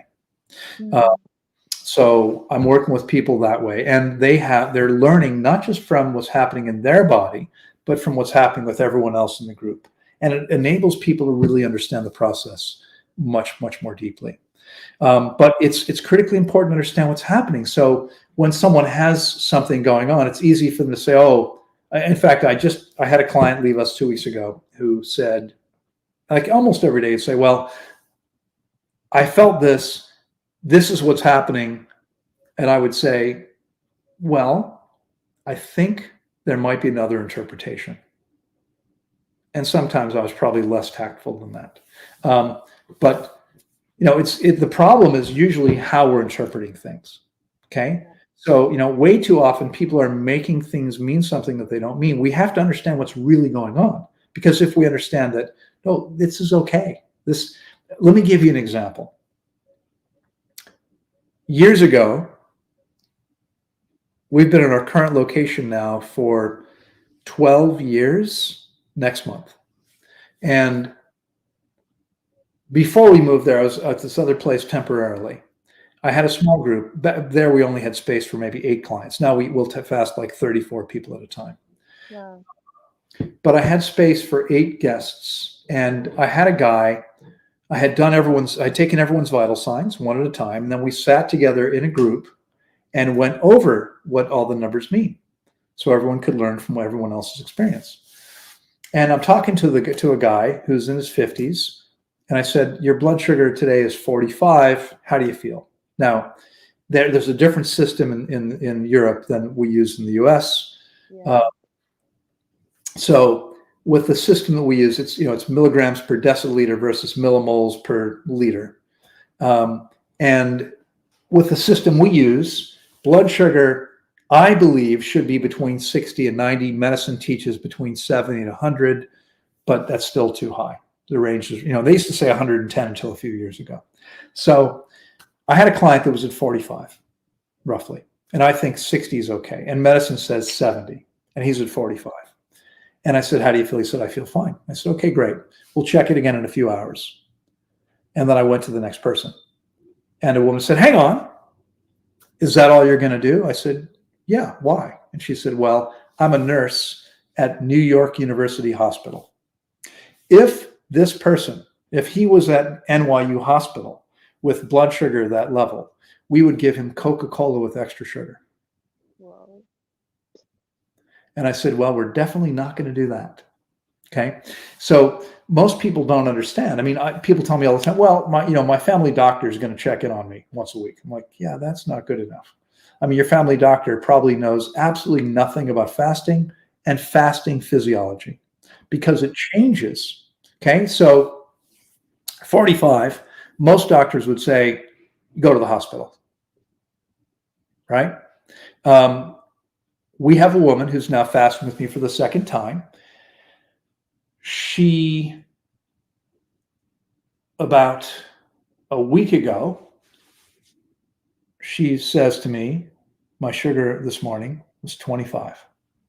Mm. Now, this is emergency. This is, you need to immediately go to the emergency room because you're going to die if you don't get this dealt with. I said, how do you feel? She said, I feel fine. I said, okay, good. Check it again in a couple hours. Report to me every few hours. This is a remote client, so Yeah. I'll see her on a call on 2.5 hours with a group of other people. And she said, I feel fine. I said, okay, good. This happens. It's okay. You're in fasting physiology. Okay. It's not the same. Okay. If you were eating, your blood sugar was that low, you would be in serious trouble. Okay. Perfectly fine. The next day I went to 30, then it went to 35, then it went to 40, then it went to 45, and I think it was 51 yesterday. And she's Wow. So why does it happen? Because many people listening, I'm not sure they understand why that happens with the blood. right. And I'm not sure I can help very much. I mean, there's a lot of things going on. First of all, consider the fact that as the body moves into ketosis over the course of about 3 days, it begins and takes 10 to 11 days to be fully there. Okay, if you're full into ketosis, you're 10 or 11 days into a fast. Your body, your entire body is running on ketones from fat metabolism, with the exception of your brain, your spleen, and your reproductive organs. They require sugar, and there's very little sugar from fat. And so your body is going to convert a tiny amount of muscle to sugar every day. In fact, for anyone who is still somehow has been duped into thinking a ketogenic diet's a good idea, and we've measured this for 19 years. We measure people's muscle, fat every day. When you start fasting, after 16 to 24 hours, your body begins converting muscle to sugar before it starts using fat, no matter how much fat you have. Why? Because our body wants to run on sugar. That's what it's set up to do. Yes. Glucose is our primary source of fuel. Remember, it's electricity that has us going, but the body uses glucose to make electricity. Yeah. Okay. It can use fat, but it doesn't want to. It's a secondary fuel source so that we don't die when we run out of food. Because we can't get sugar if there's no food except from muscle. We're not going to get much from fat. The body doesn't want to waste all the muscle. So we store fat as a way to keep surviving in the absence of food. And the body can switch over to ketones, but it doesn't want to run ketones unless it has to. And there's no evidence that being on a ketogenic diet long term is in any way good for anyone. There's a lot of evidence to the contrary. Okay. So there was a question I had veered off from. What was it? It's a good question. I'm taking everything in. Yeah. It was about why does it happen with the blood sugar? So first of all, your body is your body's making sugar every day by converting muscle. But remember, by the time we're far enough into the fast, your entire system is running on ketones, except for your brain, your reproductive organs, and your spleen. Maybe your body simply needs less sugar. Yeah. Maybe it's a perfectly fine adaptation. I mean, whatever is going on, years ago, I've done, I think, 3 or 4 lecture tours of Israel. I had an Israeli girlfriend years ago that would organize events for me there. And at one event, I had someone ask me, he said, I work for a guy that supervises fasts. How often do you have to stop fasts because of low blood sugar? And I said, it's never happened. Never had one client I mean, some of them might have said, that's it, I'm not going to go any further. I've never said to anyone, you have to break your fast because your blood sugar is too low. Hasn't happened yet. And every single person has survived 25, 27, 29, low 30s. Doctors would say emergency, immediately get to the hospital, perfectly fine. Yeah. He said to me, 50% of our clients, we break 50% of the fast because the blood sugar is too low. I said, you guys are misunderstanding what's happening. There's no way half the time. Your body's pretty intelligent. It knows what it's doing. Now, we do have to understand what's happening so we can avoid creating problems. We have to know what's okay and what's not okay. And the original question was, supervision. We have to understand what's going on. So body's making sugar, but it needs less. There's going to be insulin resistance. It's going to be changing how much insulin resistance there is. Why? Well, as your body is breaking down fat, okay, the more fat you have in your bloodstream, the higher the insulin resistance. And so we're going to see sugar going up. And people are saying, how can my sugar go up if I haven't eaten anything in 2 weeks? Well, again, your body's making sugar every day, and how resistant you are is going to change. Okay, that's changing for people. So we have to be really clear about this. And there may be various other factors as well, things that are shifting. And, honestly, I think it's kind of interesting, arrogant when people say to you, well, this is exactly what, the body, this is exactly what's happening. Experts don't even know. I mean, it's estimated that we have 70 trillion cells in the body, but that's an estimate. We don't even know how many cells there are. And it's been estimated that each cell is performing 100,000 functions every second. Wow. The level of complexity of the human body, my guess is we may never fully understand it. Okay, it's truly miraculous what it's able to do. The best we can do, therefore, when we manipulate the body, I have the question I always ask people. Let's say you owned, and maybe you do, Amber, have $1 million car in your garage. Okay. You don't? I'm disappointed. If you had $1 million car in your garage, let's assume it's a beautiful Saturday morning and you've got $1 million car in your garage. Are you going to go out to the garage with a wrench and a screwdriver and tinker with the engine? What do you think? No. My guess, if it were me, I would only allow a mechanic who wanted $1,000 an hour to work on that car. Yeah. I want the very best, right? Here's the thing, and I forget the exact number, but I researched this once. A human body, if we look at not counting cells, we look at like bones and so organs and so forth. There's thousands. Excuse me. A car has only thousands of parts, but a human body, we don't even know how big it is. It's estimated to be 70 trillion parts. 70 trillion. We don't know. Okay. I'm not going to mess with that car. And yet my body is way more complex, and people are messing with their bodies all the time. How many people in the world allowed them to put an experimental vaccine into their body in the last few years? Yeah. Folks, if you're listening and you did that, please don't ever do that again. Okay. They can say to me, you're going to go to prison if you don't. That's fine. I'll go to prison. I'll try to escape first, but never ever letting them put anything in my body. Never. No. Okay. I don't think that is not natural. Right? That's right. Yeah. And I don't think I ever finished this statement, but again, I went from being the sickest person I knew at 26 to not having been sick one day since then, since I took over. Okay, 37 years now, haven't been sick a day. My body literally works better today than it did when I was 18. At 18, I was a cadet at the U.S. Air Force Academy in Colorado, and I skied whenever I could, but I had to wear braces on my knees with metal hinges. Okay, at 55, I thought, I've been body surfing since I was a kid, and I thought it's time to learn how to surf a board. Same action as skiing. my nearly 63-year-old knees do not need braces anymore. Okay.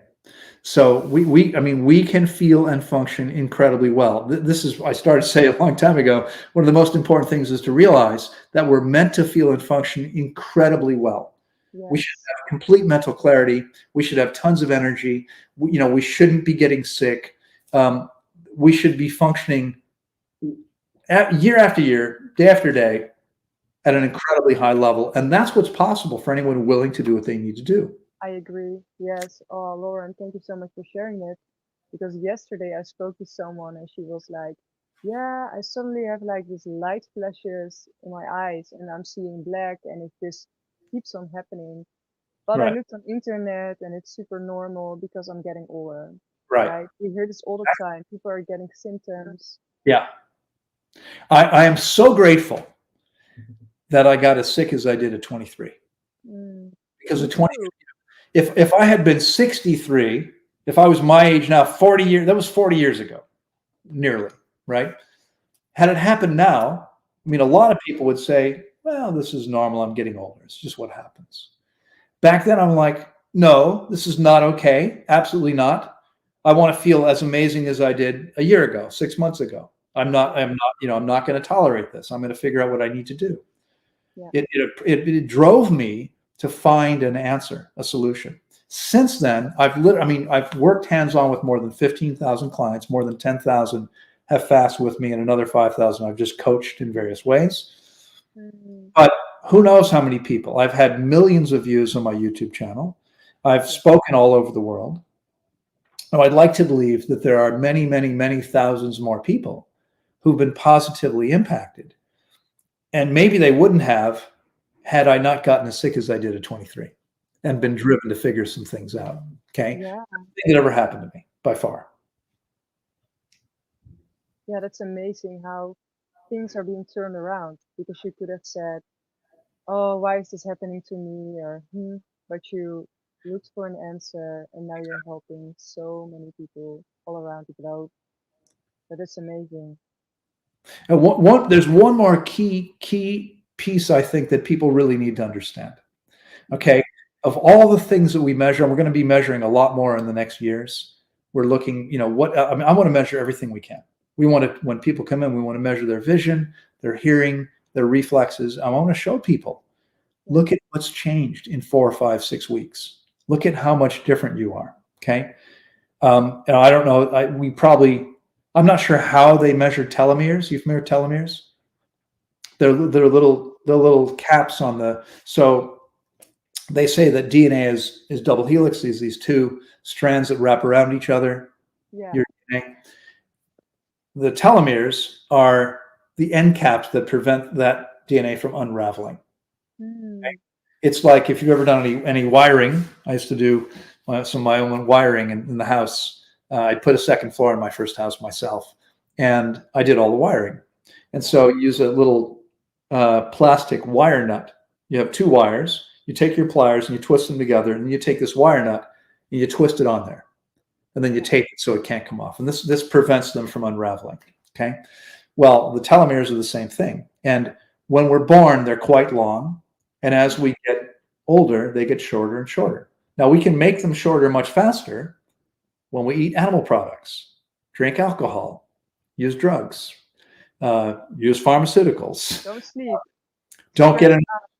in. Exactly. Exactly. There aren't so many things we can do we can slow down the rate. I mean, they're going to get shorter as we get older, but we Mm, can slow that down by eating properly, getting enough water, getting enough sleep. There's a couple things that I know of that can actually make them longer. mm, Okay. Um, Good news, sex makes your telomeres longer. It's good for you yeah. as long as you don't overdo it. And when I believe when accompanied by love. Okay. Yes. But much more powerful in terms of re-lengthening your telomeres, fasting done properly. Mm, You literally grow younger when you fast. yeah. Yeah. It's incredible what happens. It's Now, like a reversal that happens in the cell. exactly. Yeah, I mean, we're completely changing what's happening. Yeah. And After how many days does that happen?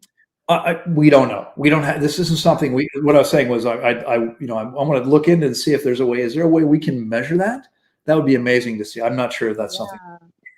I don't know how they actually look at that, but of all the things that we're looking at currently, the single most important thing is hydration. Water is life. Okay. Yes. Again, this idea that people are going to make themselves healthier by dry fasting. You know what we see happening? I mentioned the woman who'd done 2 40-day fasts on her own. She'd also done quite a bit of dry fasting. And she thought, oh, my system's clean. It wasn't clean, but the old material stuck in her body was rock hard, super hard and dry, because that's what happens when you dry fast. You make it much harder to get that garbage out of the intestine. Okay? It's a terrible thing. When we get these people hydrated, they come into us. Again, we measure everyone's hydration. They're the most dehydrated people on campus every time. As soon as we get them hydrated again, all the things they thought they healed, all the symptoms come back. Wow. We have 5 primary channels of detoxification, 5 ways we move garbage out of the body. Yeah. Urinary tract, the colon, the skin, the breath, mucous membranes, right? Each of these channels depends on having sufficient water. Water is the universal transport medium. So if we're moving things out of the body, it's depending on having enough water. If we don't have enough water, what happens? Well, I know 6 people now dead as a result of dry fasting and not drinking water because they destroyed their kidneys. That's what happens. We scar the kidneys. Okay, your kidneys are filtering your blood. If they're trying to move all the debris out of the bloodstream, there's not enough water there, you actually damage the very sensitive tissue of the kidneys. Eventually, kidneys shut down, you're done. That's pretty much it. So hydration is the key. When we get these people hydrated again, all the symptoms come back. They didn't heal anything. They prevented their body from detoxifying. Okay, and I've challenged. I mean, I'll get people there. There might be people commenting on this podcast saying this guy's full of crap. He doesn't know what he's talking about. I've challenged them. I mean, I'm not. It's not going to be free, but come spend a month with us and fast with me. We'll get you hydrated, and you will see. Still full of old hard waste and all the things they think they've healed. I mean, there's some benefit because they're fasting, but because there's not enough water, there's precious little detoxification that can happen.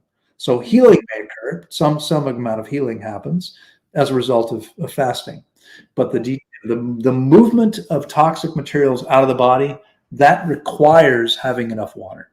Yes. So how do you hydrate people? Should they drink like glasses and glasses of water, or should they sip on a straw? What is a good way to do We that? actually just duct tape a big hose to their face and then we just turn it on. No. That's the way. You guys should hear it. Critically important is no more than 500 milliliters per hour slowly over the course of the hour, because there's a limit to what your kidneys can process. Your kidneys are constantly processing your blood, filtering your blood 60 times per day. Yeah. If you take in more water than they can handle, like right now, if I were to drink this, a full glass of water, this is actually less than 500. But if I were to drink 500 mils of water right now, I could take that down in 5 seconds easily. Okay. But if I drank that much, let's say I drank it in 1 minute. I drank 500 milliliters in 1 minute. That's the rate is 60 times 500 would be 30 liters an hour. Yeah. Right? Half a liter in 1 minute means 30 liters an hour. That's about 30 times faster than the maximum 2 healthy kidneys can handle. And I've seen people get into trouble trying to drink even a liter an hour. So no more than 500 milliliters per hour slowly over the course of the hour, because it's a pace. So if that's how much you can drink in an hour, 500, then it's no more than 250 in 30 minutes, no more than 125 in 15, no more than 67 and a half in 7.5 minutes. So that every minute or two, you're taking a small sip. It's a pain in the neck, but this is the way you can get it in safely, because if you drink too quickly, you're going to lose electrolytes, and then you can wind up in very serious danger. All right. Thank you for sharing that. And what would be the best water? Because I know you guys have your own spring water, right? Right. And it's really good quality. It's being tested. That's We test why regularly. there are a lot of reasons why people should come to you. But what if you live in a country where there's not really good quality water? What would you recommend? Well, if you can't get natural spring water, from where you live, if it were me, when I'm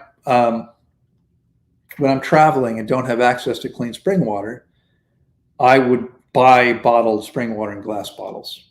Hmm. Here in the U.S., I drink something called Mountain Valley.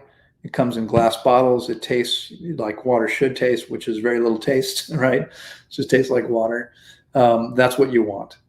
I would personally never consume distilled water. Again, controversial point, I know. Hmm.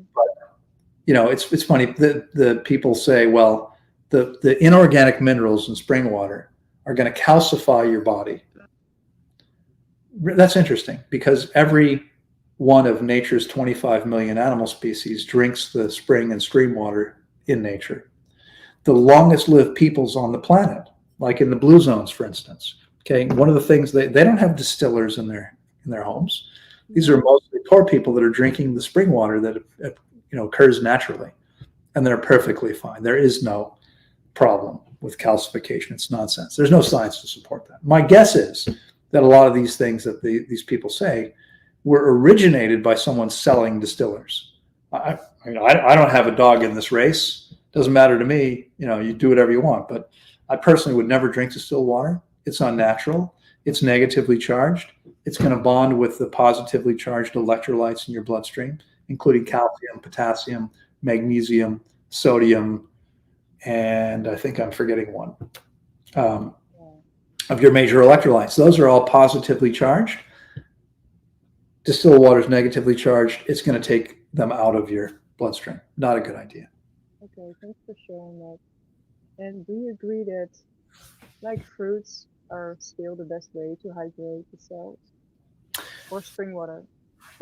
Well, um, it's a complicated answer. I mean, there's no question that the water, I've been teaching for years that the water in our perfect foods is the most hydrating thing there is. But here's the problem. Okay. After the dry fasters, the most dehydrated people we see on campus every time are people living on a fruit based diet, not drinking water because they think they're getting all their water from their food. Yeah. Yeah. Yeah. Yeah. Doesn't work. I just completed a process with a lovely young woman. I really love her. She's just an amazing person. I met her in Amsterdam. I had just completed a full day seminar, Mm. and someone said, "Hey, let's all go over to the Alchemist Garden. There's a raw vegan restaurant there where I've spoken various times in the past. Let's go share dinner together. This raw vegan place." So we all went over there. And I'm standing there waiting to order, and this young woman comes up and says, "You're Loren Lockman." I said, "Yes, I know." Yes, I know. Thanks for reminding me. Um, so she was a fan, and she just completed a remote fast with me a couple days ago, Yeah. and she was of the belief that you get all you need from your food. Mm. I think she's very clear now that's not the case. Okay, I mean it can be the case where you can get most of what you need from your perfect foods once you get the body clean. But the old material sitting in the intestinal tract, the small intestine, is like a giant sponge. Yeah. We've measured the hydration level of well over 6,000 people, thousands of people living on a fruit-based diet. Yeah. If they're not drinking water, they're usually quite dehydrated. Mm. Okay, even eating this perfect food. Once they get the garbage out of their body, then their hydration is going to go way up. But they have to get that stuff out first. And how many fruitarians did you like measure, or how could I say it? To At least check? one and a half. Sorry, how many?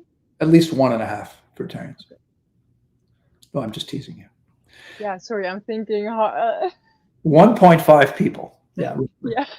Um, It's 5,000. I thought maybe. I don't know. I don't keep track, but it's probably more. I mean, so in a typical session, again, at any given time, I'll have around 30 or just over 30 people fasting with me at Tanglewood. And I'll ask people, at some point, how many of you have spent a month or more living on fruit? How many people eat this way normally? And usually we'll have at least a third of our clients are already eating a fruit-based diet. Okay, so I mean, it's thousands of people, thousands, 2, 3,000. I haven't kept track, but it's thousands of people. Yeah. Okay.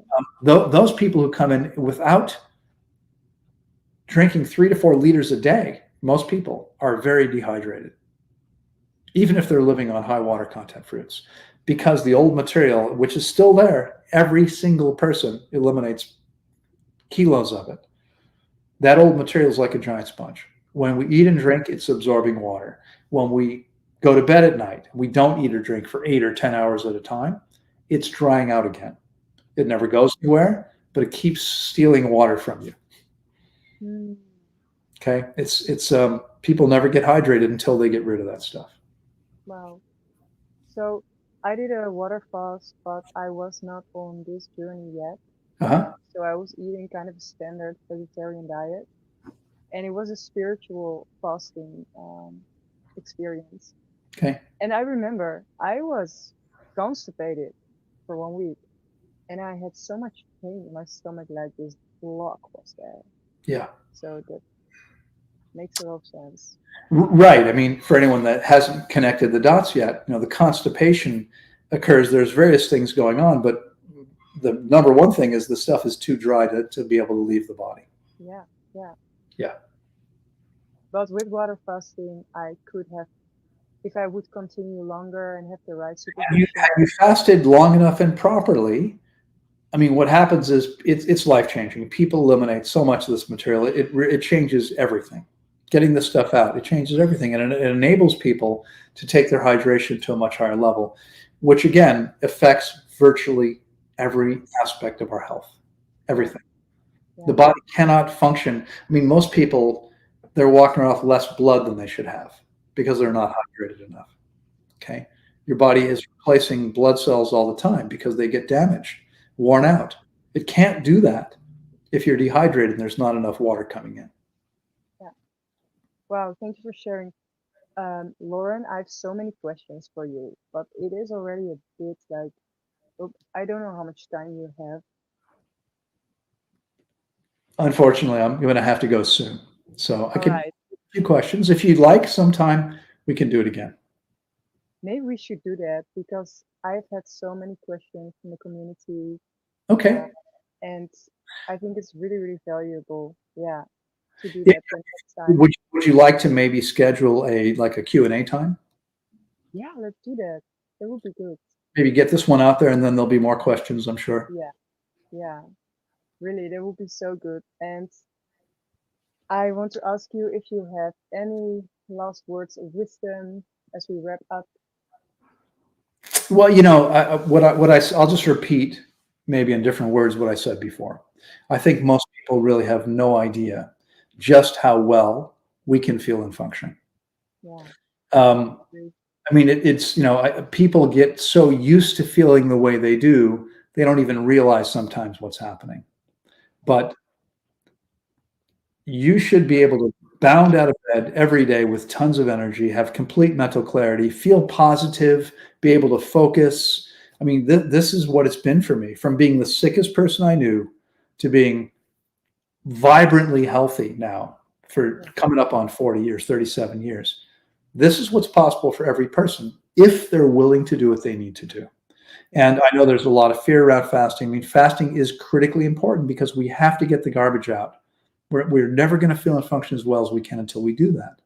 Those people willing, if you're ready to become the best version of yourself possible, and you're coachable. If you're not coachable, please don't contact me. Okay. But if you are, then where can they find you? Well, probably the easiest way. I mean, you can find me on Facebook and Instagram. I'm going to be starting a new YouTube. I fired somebody who stole a master password and hacked all of my channels. So I haven't been able to get into my YouTube now for a year. If you're wondering why there's been nothing new, that's why. My Instagram is actually new as of March. It's coming up on a year now, but I started a new one back in March. Um, so you can reach me through those channels. You can certainly email me. Probably the easiest way would be info@tanglewoodwellnesscenter.org. I look at all those emails myself. Awesome. So I will link down all your information below and so that people can find you. Fantastic. By the way, if I can provide a quick shameless plug, I'm not sure when this will get published, but on February 23rd, we have our 7th or 8th annual fruit festival happening. Ooh. At Tanglewood in Costa Rica. It's an amazing event. It's 1 week. It's very, very reasonably priced, and we still have some space available. So if you're, I mean, it's really a fantastic event. But you can go to tanglewoodwellnesscenter.com. I guess that's the first place where, in fact, anyone can go to tanglewoodwellnesscenter.com, and from there you can look around. There's tons of information. You can fill out an application to fast with us, and there's a contact us button. Again, I respond to those messages personally right now. That's amazing. So I actually want to come now. So, but I have to look if it's possible. But really, Loren, thank you so much for all this information. You are very welcome. My brain is like, whoa, there's so much that I need to process, and I'm sure the people watching as well. You've shared so much that is valuable, and really, I'm excited for next time. Then we're gonna do a Q&A. So I'm gonna ask more people for questions, and we're gonna get this message out. Good. I look forward to it. Awesome. Thank you so much.